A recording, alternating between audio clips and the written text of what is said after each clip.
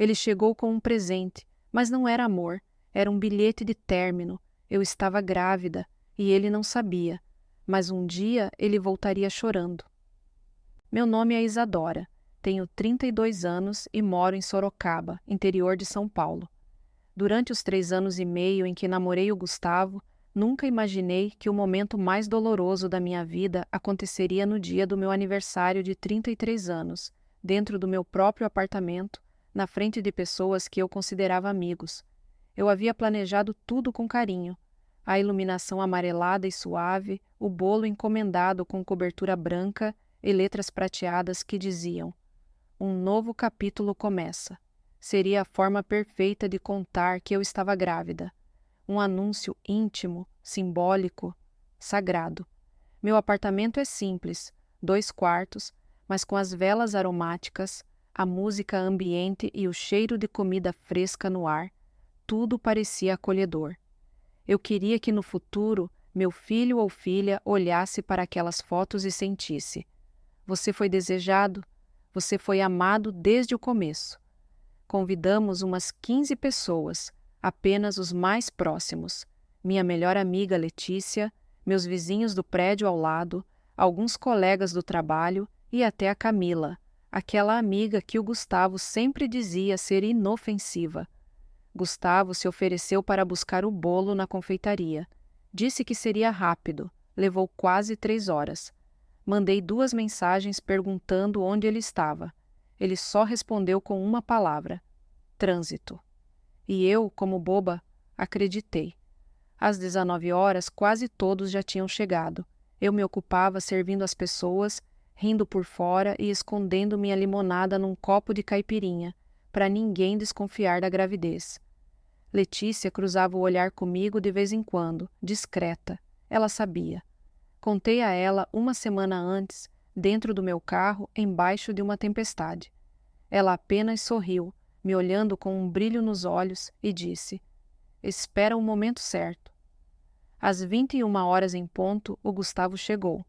Com aquele sorriso ensaiado no rosto, ele bateu o copo com a colher e pediu a atenção de todos. "Hoje é um dia especial." Ele começou, olhando direto para mim. "Porque eu tenho algo importante para entregar a Isadora. A mulher que esteve ao meu lado em tantos momentos." Meu coração disparou. Será que ele ia me pedir em casamento? Eu não estava pronta para isso. Estava grávida, sim, mas nunca tínhamos falado claramente sobre casamento. Olhei rápido para Letícia. Ela estava com os olhos arregalados, apertando a taça com força. Gustavo se aproximou e me entregou uma caixinha pequena, envolta num papel prateado com fita azul marinho. Minhas mãos tremiam. Algumas pessoas sacaram os celulares para filmar. Abri. Não era um anel. Era um pedaço de papel dobrado. Peguei e li em voz baixa: "Tô terminando com você. Você é inútil. Eu mereço alguém melhor." Fiquei imóvel. Todo o ar do cômodo pareceu sumir. A música continuava tocando no fundo, as luzes ainda acesas. Mas nada fazia sentido. Olhei para ele. O rosto que antes sorria agora estava frio como pedra. Os lábios curvados num leve deboche. "Acabou, Isadora. Foi bom enquanto durou. Mas eu não vou perder mais tempo." Riu. Um riso seco, como se tivesse acabado de assistir uma comédia de mau gosto. Alguns convidados riram, achando que era uma encenação. Mas ele virou as costas e foi embora. Ninguém tentou impedi-lo. O silêncio depois que ele saiu foi insuportável. A primeira a se mover foi Letícia. Ela arrancou o bilhete da minha mão, leu rapidamente e murmurou, com a voz pesada: "Desgraçado." Em segundos vieram as perguntas: "Isadora, você tá bem? Ele tá maluco? Isso é real mesmo?" E eu apenas fiquei ali, parada, com o estômago embrulhado e um sorriso fraco nos lábios. Um sorriso que não era de verdade, era só o que sobrou do que eu conseguia mostrar. Gustavo não sabia que eu estava grávida e não sabia que eu já tinha visto as mensagens que ele trocava com a Camila, a tal amiga inofensiva, quando ele esqueceu o Apple Watch no banheiro dias antes. Também não sabia que eu não era do tipo que desmorona fácil. Naquela noite, não dormi. Letícia estendeu um colchão na sala e disse que ficaria comigo. Não fez perguntas, não tentou me consolar com frases feitas. Ela só ficou. Guardou os cupcakes que ninguém comeu, recolheu os copos e me deixou sozinha, sentada na mesa da sala, com a caixinha prateada ainda ali. Eram 3 horas da manhã. A luz da cozinha apagada, meu celular nas mãos, mas sem abrir redes sociais, sem ligar para minha mãe, sem responder ninguém. Em vez disso, abri a galeria de fotos. Fui direto para uma pasta chamada Comprovantes. 2 semanas antes, eu tinha ido procurar um selo no escritório do Gustavo para enviar um cartão de agradecimento para o meu obstetra. No meio das gavetas, encontrei um envelope aberto. Dentro, uma fatura de cartão de crédito que eu nunca tinha visto antes. Primeira linha. Resort em Ilhabela. R$ 2.487. Segunda linha. Jantar para 2. R$ 576. A data, o mesmo fim de semana em que ele disse estar cuidando da mãe doente. Passei as páginas. Floricultura, Uber para um condomínio de alto padrão, uma loja de joias em Campinas. Foi ali que tudo virou. E depois teve a Camila, minha amiga de faculdade, a que sumiu da festa do nada, sem se despedir. Ela chegou cedo, toda animada, com o vestido roxo que eu mesma tinha dado de presente no Natal passado. Mas naquela noite, não me encarava nos olhos. Por volta das 20h30, atendeu uma ligação na cozinha. Quando voltou, estava pálida. Preciso resolver um problema urgente no salão. Me desculpa. Foi embora sem me dar um abraço. Mas agora tudo fazia sentido. Eu lembrava do que vi no relógio do Gustavo. Ela não sabe, né? Mensagem enviada por C. Coração. Eu fingi que não vi na hora. Mas agora não restava dúvida. E ali, naquela madrugada, com as mãos tremendo e o corpo cansado, peguei um caderno fino e escrevi em letras grandes. Plano. Etapa 1. Coletar provas. Eu não ia criar meu filho num ambiente de mentiras. Eu precisava ser forte, por mim, por ele ou por ela. Ainda não sabia. No dia seguinte, às 8 horas da manhã, o chaveiro chegou. Um senhor de meia idade, educado, direto. Em 10 minutos, ele trocou a fechadura da porta principal, verificou a da varanda e ainda sugeriu instalar uma câmera discreta na entrada, caso eu me sentisse insegura. Eu apenas assenti com a cabeça. Paguei no cartão novo. O cartão só meu. Porque na noite anterior, depois que Letícia pegou no sono no sofá, eu encerrei o cartão conjunto que dividia com Gustavo. Ele não ia mais bancar motel e jantar com meu dinheiro. Às 10 horas, tive uma reunião por vídeo com uma advogada, a doutora Daniele, indicação da prima da Letícia. Mulher firme, cabelo preso, óculos quadrados e uma voz que não titubeava. Vocês não eram casados, mas o apartamento está no nome dos dois? Sim, respondi. Quem tem pago o financiamento? Eu, nos últimos 2 anos, praticamente sozinha. Ela respirou fundo. Isso conta a seu favor, mas o ideal é formalizar a separação de bens. E se está grávida, você precisa garantir os direitos do bebê desde agora. Ela foi a primeira pessoa fora a Letícia que falou sobre a gravidez como algo real. Concreto. E ali me deu um nó na garganta, mas mantive a postura. Estou me preparando, disse sem hesitar. Ao final da reunião, ela me mandou uma lista por e-mail. Encerrar contas conjuntas. Abrir conta bancária em nome próprio. Comunicar ao banco a retirada do nome de Gustavo do contrato. Organizar os laudos e exames da gravidez. Iniciar a formalização da responsabilidade parental. Imprimi a folha e colei na geladeira com aquele imã em forma de coruja, que o Gustavo sempre disse que era cafona. Eu deixei. Agora ele era um lembrete visual. Da Isadora que ele perdeu. À tarde, meu celular vibrou. Mensagem do Gustavo. Vou passar sexta à tarde para pegar minhas coisas. Não esteja em casa. Li a mensagem 3 vezes. Respondi com uma palavra. Não. 3 minutos depois, ele ligou. Não atendi. 5 minutos depois, outra mensagem. Não dificulta as coisas, só quero pegar o que é meu. Respondi. Você vai pegar, mas com testemunhas, não vou ficar sozinha com você de novo. Na mesma hora, chamei Letícia. Ela não pensou 2 vezes. Vou chamar o Tiago. Tiago era o melhor amigo do primo da Letícia. Personal trainer, mais de 1,90 m de altura, braço do tamanho da minha perna e a palavra integridade tatuada no bíceps. E também chamei a Lana, minha prima, estudante de direito. A sexta-feira já estava organizada. Gustavo ainda achava que eu era aquela mulher dependente, frágil, que esperaria ele voltar arrependido com flores. Mas ele ia encontrar outra versão de mim. Sexta-feira, 15 horas. O carro dele, o Audi branco que comprou no consórcio comigo, estacionou em frente ao prédio. Eu já estava na sala, de moletom cinza, cabelo preso, pernas cruzadas, notebook no colo. Letícia abriu a porta. Quando ele entrou, viu Letícia, Tiago e Lana alinhados no corredor como um comitê de proteção. O olhar dele mudou na hora. Franziu a testa. Que palhaçada é essa? Tiago sorriu, cruzando os braços.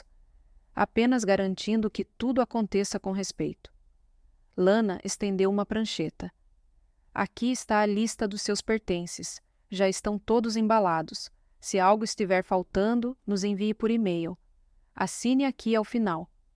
Ele olhou para mim. Eu não levantei os olhos do notebook. Falei sem emoção. Esse apartamento não é mais o seu palco. Ele hesitou. Quis dizer algo, mas o olhar gelado da Letícia o calou. Pegou 3 caixas e uma mala, todas organizadas com etiquetas. Na porta, antes de sair, se virou. Você podia ter sido mais madura. Você devia ter sido mais homem, retruquei, sem levantar o tom. Ele ficou sem resposta. Agradece que deixei algumas coisas. As que importam, eu já guardei. E a porta se fechou atrás dele. Pela primeira vez, o ambiente ficou em silêncio. Mas dessa vez, não era um silêncio pesado. Era leve, livre. Coloquei a mão na barriga. Não sabia se o que eu sentia era meu coração, ou o dele. No dia seguinte, por volta das 10 da noite, eu estava na cozinha, lavando uma mamadeira nova que comprei, quando ouvi batidas fortes na porta. Isadora, abre, por favor. A voz estava arrastada, confusa. Eu congelei. Me aproximei da porta e olhei pelo olho mágico. Era o Gustavo. Cheiro de álcool, olhos vermelhos, camisa amassada. A gente precisa conversar sobre o bebê.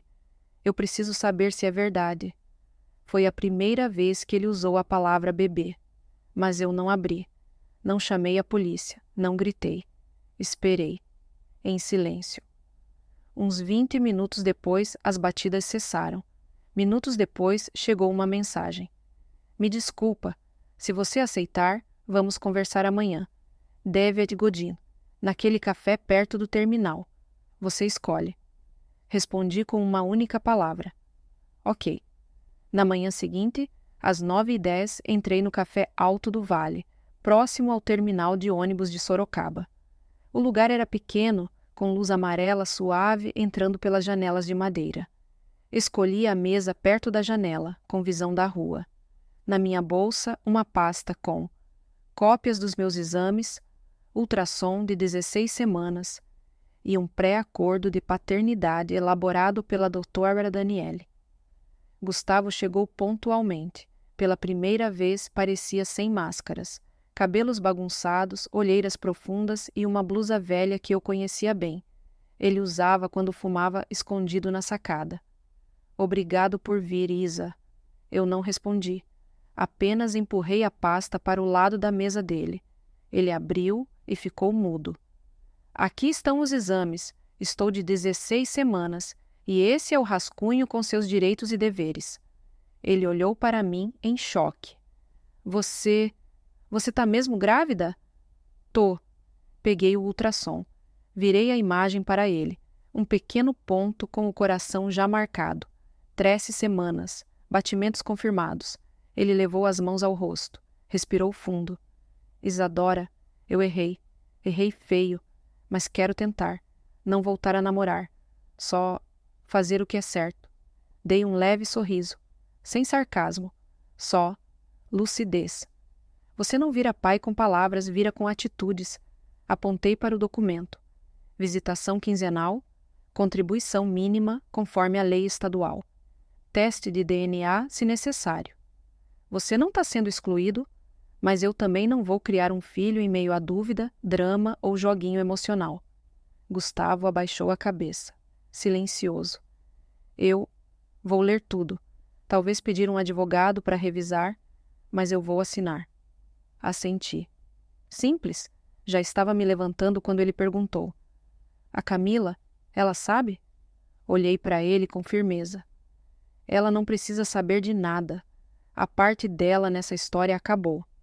Ele suspirou, como se tivesse levado outro golpe. Peguei minha bolsa e me levantei. Eu não preciso que você seja perfeito, Gustavo. Só preciso que você não fuja do que você mesmo ajudou a criar. E saí do café, de cabeça erguida. 3 semanas depois daquele café com Gustavo, recebi um e-mail com o assunto. Sobre o acordo. Abri sem hesitar. Li tudo com atenção. Há 2 pontos que quero conversar, mas no geral, concordo. Meu advogado achou justo. Podemos assinar semana que vem, com testemunha. Em anexo, o comprovante de agendamento num pequeno escritório jurídico em Votorantim. Eu não respondi na hora. Apenas abri meu bloco de tarefas e risquei. Esperar resposta do Gustavo. Mais um passo concluído. Alguns dias depois, Letícia me mandou uma captura de tela. Era de um grupo no Facebook chamado Pais Ativos, Sorocaba e Região. O autor do post era um tal de G. Almeida. O texto começava assim. Ser pai não era para começar assim.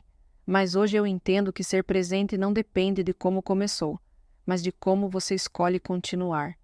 Fiquei parada olhando a tela. Não me emocionei, mas pela primeira vez pensei. Talvez ele esteja mesmo mudando. Enquanto isso, minha vida seguia. 3 vezes por semana eu trabalhava de casa como editora de conteúdo para uma marca de produtos infantis. Uma indicação da Lana, minha prima. De manhã respondia e-mails. À tarde fazia os exames, as aulas de pré-natal e descansava o que conseguia.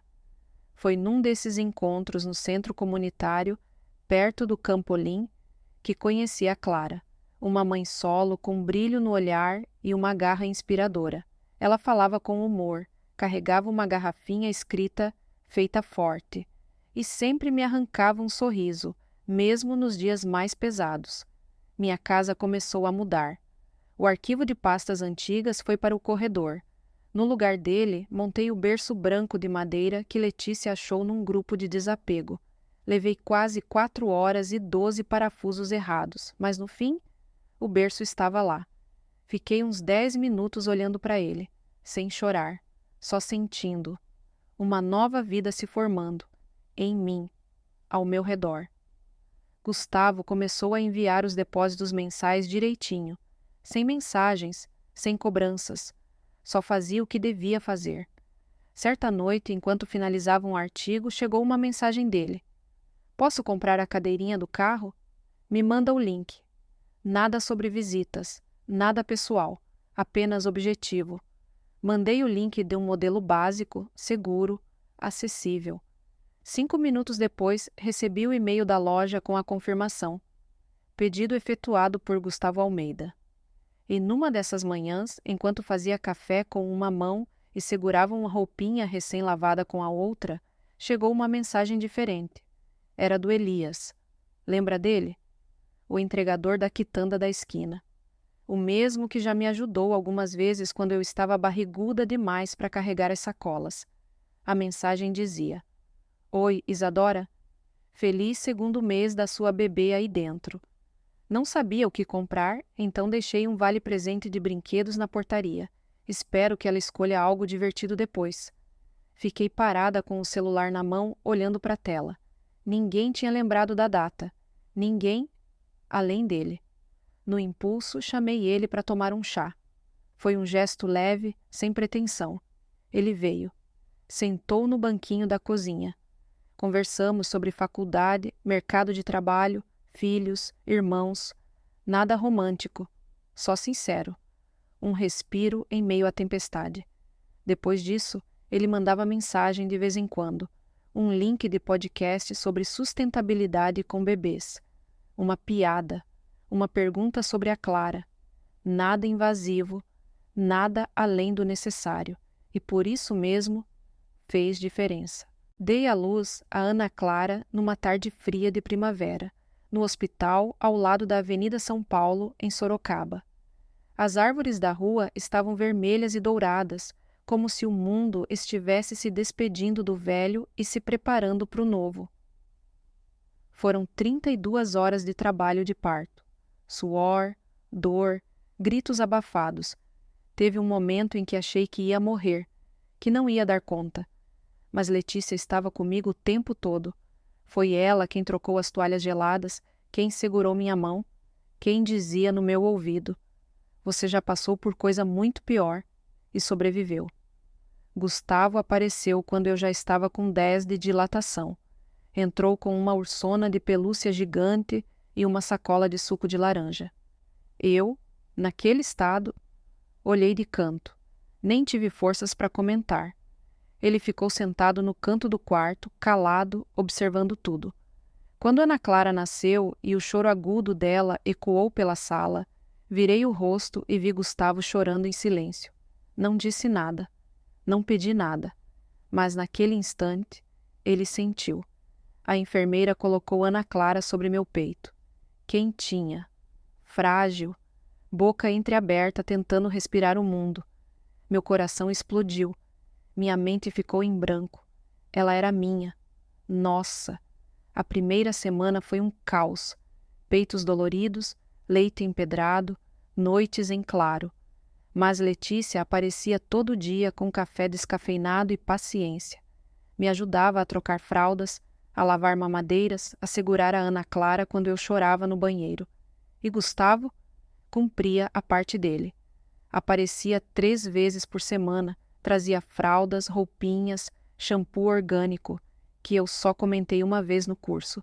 Ele estava tentando, mas eu sabia que não era hora de romantizar nada. O foco agora era Ana Clara. E eu. Certa tarde, dobrando roupas da bebê, encontrei o urso gigante que Gustavo trouxe. Era inútil, mas Ana Clara adorava se encostar nele quando cochilava. Eu sorri. Mesmo que tivesse vindo de um começo confuso, aquele urso também fazia parte da nossa história. Quando Ana Clara completou 1 mês, fomos juntas ao pediatra. Gustavo foi junto. Na sala de espera, sentamos em lados opostos. Não houve conversa, só respeito. Durante a consulta, quando ela chorou forte por causa das vacinas, ele a pegou no colo, balançou devagar e sussurrou: "Calma, filha, o papai está aqui." Eu não disse nada, mas naquele instante meu coração aliviou. Não porque eu queria ele de volta, mas porque percebi. Eu fiz as escolhas certas. Pouco tempo depois, reencontrei o Elias. Ele apareceu com as sacolas do mercado quando eu estava com Ana Clara amarrada no sling e uma mamadeira na mão. "Dia agitado?" Ele brincou. "Todo dia é", respondi sorrindo. Ele deixou as sacolas na porta e me entregou um cartão pequeno. "Feliz 2 meses, Ana Clara. Não sei o que dar para bebê, então toma aqui um vale-presente de loja de brinquedo." Eu ri. Foi a primeira vez em muito tempo que alguém lembrou de uma data da minha filha por carinho. Não por obrigação. Convidei ele para tomar um chá. Ele aceitou. Conversamos por mais de 1 hora na cozinha. Ele contou da faculdade de ciências ambientais, dos sobrinhos gêmeos que ajuda a cuidar, e de como às vezes sente medo de não dar conta. Mas tenta assim mesmo. Não teve beijo, nem declaração, só presença. E isso já era muito. 1 ano depois daquela noite em que tudo desmoronou, fiz outro aniversário. Sem bolo com glitter, sem 15 convidados, sem balões. Só um café da tarde simples, numa tarde morna de novembro. No meu apartamento, agora verdadeiramente meu. Quem estava lá? As pessoas que ficaram. Letícia segurando Ana Clara e correndo atrás dela enquanto ela engatinhava em volta do tapete. Lana, que chegou atrasada com um buquê de flores silvestres e disse: Maninha, você tem cara de quem construiu um lar de verdade. Sorri, sem dizer nada. Ela tinha razão. E Elias veio também. Não mais como o entregador, mas como o homem que esteve presente, gentil, sem invadir. Trouxe um chá de lavanda e um livro infantil de presente. Dentro escreveu: Feliz aniversário para a mãe da Ana Clara. Nada mais, nada menos. Sem rótulos, sem pressa, com respeito. Às 17 horas a campainha tocou. Era o Gustavo. Eu não me surpreendi. Ele havia mandado uma mensagem mais cedo. Gostaria de passar para deixar um presente para Ana Clara e te desejar parabéns. Abri a porta. Ele estava com a aparência bem melhor. Cabelo cortado, camisa simples, mas limpa. Carregava uma caixinha branca com fita prateada. Ana Clara o viu e sorriu com um gritinho. Ele se abaixou, beijou a testa dela e me entregou a caixinha. Eu sei que nada paga o que aconteceu, mas queria que esse presente representasse um pouco do que eu aprendi. Abri. Era uma pulseira de prata fina, com uma pedrinha verde, esmeralda, a pedra do mês de nascimento da Ana Clara. No verso gravado: Nova luz, Ana Clara. Levantei os olhos. Sem lágrimas, sem mágoas. Só uma expressão suave. Eu não precisei perdoar você, Gustavo. Precisei perdoar a mim mesma por ter me esquecido de quem eu era por um tempo. Ele abaixou a cabeça. Entendeu o recado. Ficou alguns minutos. Brincou um pouco com Ana Clara. Depois saiu. Sem insistir. Sem invadir. E foi a melhor coisa que ele poderia ter feito. Naquela noite, depois que todos foram embora, a casa estava silenciosa. Ana Clara dormia no berço. A luz suave do abajur desenhava sombras leves nas paredes verdes oliva que eu mesma pintei aos 7 meses de gestação. Na cozinha ainda restava metade de uma xícara de chá de lavanda. No meu colo, o caderninho que Elias me deu meses atrás. Abri na primeira página e escrevi com calma. Eu não sou mais aquela mulher que segurava um bilhete de término no aniversário, congelada de dor. Hoje sou mãe, sou firme e sou finalmente dona da minha história. Fechei o caderno. Respirei fundo. Olhei para o berço e pensei: às vezes a pior coisa que te acontece é a desculpa perfeita que a vida te dá para se transformar na sua melhor versão. Não por ninguém, mas porque você merece. A história de Isadora é a prova de que não é a dor que nos define, mas o que fazemos com ela. Traída, abandonada, humilhada, ela não se vingou. Ela renasceu. Escolheu criar sua filha com dignidade. Reconstruiu sua vida com base na verdade. E só permitiu que ficasse ao seu lado quem respeitou os limites dela. Essa é a força real. Não de quem grita, mas de quem se levanta em silêncio e não se curva mais.